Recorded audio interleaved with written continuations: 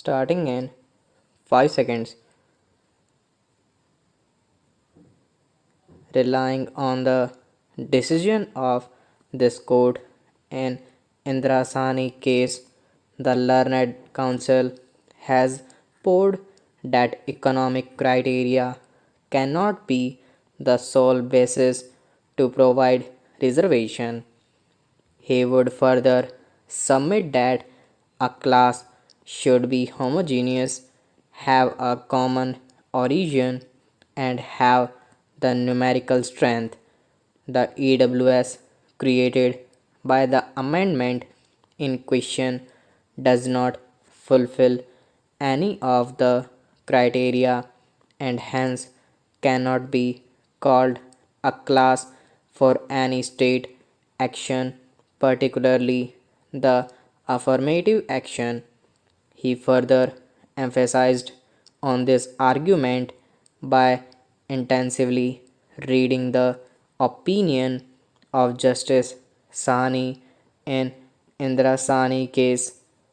The learned counsel has further submitted that the amendment in question fails on all the basics of equality code because if poverty is the rationale behind it and it aims at providing jobs for the poor by the poor way of reservation, then the amendment fails to address as to how the poverty of the forward class is different from that of the SCs, STs, and OBCs.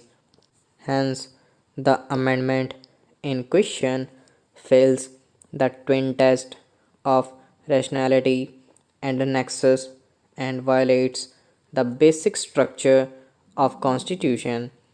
Learned senior counsel has submitted that in India reservation formed a special part of affirmative action. It is within the larger affirmative action circle that reservation finds its place. Drawing analogy with countries like USA, Israel, and Germany, the Learned Council has submitted that indeed affirmative action can be an answer, but it is not the only answer. There are therefore many ways of addressing the issue of economic disadvantage other than reservation, as has been done by these countries. He would further submit that the limit for such reservation cannot exceed 50% except in cases where compelling reasons arise. Arguing on the Equality Code, Learned Counsel has relied on the classification laid down by this code that the present amendment neither has any reasonable classification nor such classification has any nexus with the object to be achieved, hence is violative of Article 14.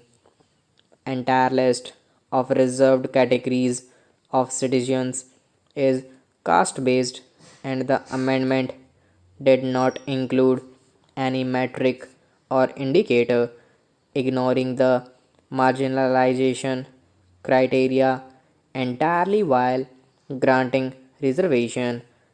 He has also quoted the works of John Searle to submit that each person has the same indefeasible right over every claim. One law for lion and ox is oppression. The learned senior counsel, quoting William Blake, has contested the amendment. First, granting reservation to upper caste is violation of the basic structure of constitution as the basis of reservation must be rooted in identified past discrimination which impeded access to public administration and education opportunities. Relying on the decision of this court in Indra Sani case and judgment of the Gujarat High Court in Dayaram K. Verma, wherein similar reservations on the basis of economic criteria were quashed by this court and the High Court respectively. He has submitted that economic criteria cannot be the sole basis for providing reservation and the reservation cannot exceed 50% limit. Second, he submitted that reservation in the favor of forward class violates the basic structure of the constitution and is therefore unconstitutional. Third, classification of EWS is neither reasonable nor valid.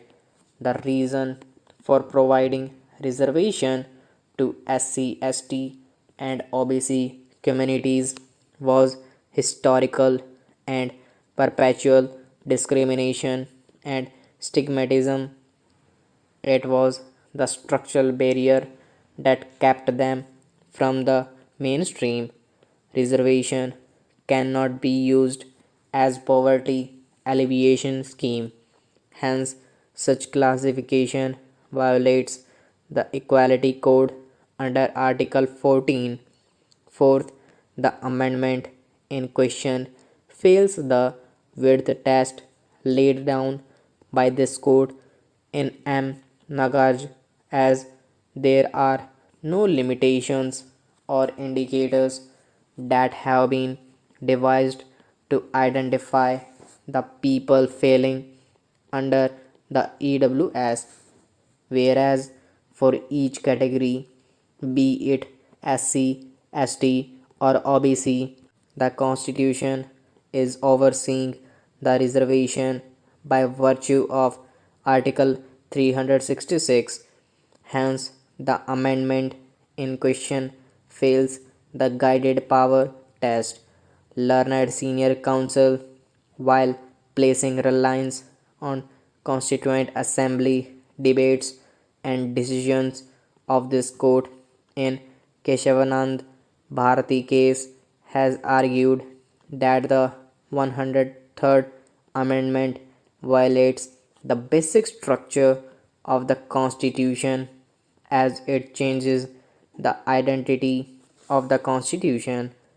He would again submit that providing reservation solely on economic criteria is against the decision of this court in Indra Sani case and also against the facade of democracy as democracy ought to be representative.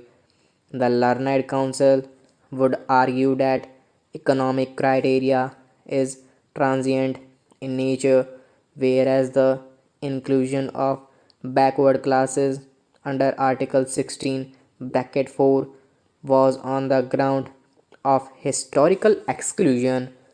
In our society, discrimination finds its root in caste, religion, race, etc., and not in economic condition of a person. The classification under Article 14 has to have reasonable nexus and intangible differentia which the amendment in question because of all the aforesaid reasons fails to achieve. He has also submitted that indeed forward class must have faced some discrimination, but the intensity of discrimination is not enough to justify reservation. To support his summation, he has relied on the judgment of this court in Madhavrao Sindhi case. Stop.